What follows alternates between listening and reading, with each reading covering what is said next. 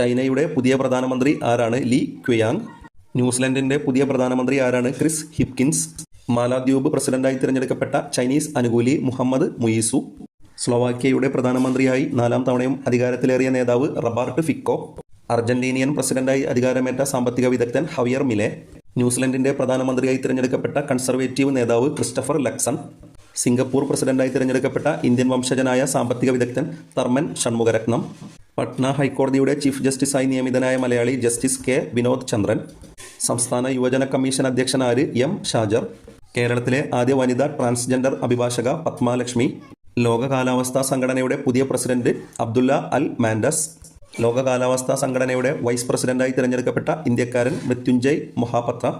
UN outer space അഫയേഴ്സിന്റെ ഡയറക്ടറായി നിയമിക്കപ്പെട്ട ഇന്ത്യൻ വംശജ ആരതി ഹൊല്ല മെയ്നി.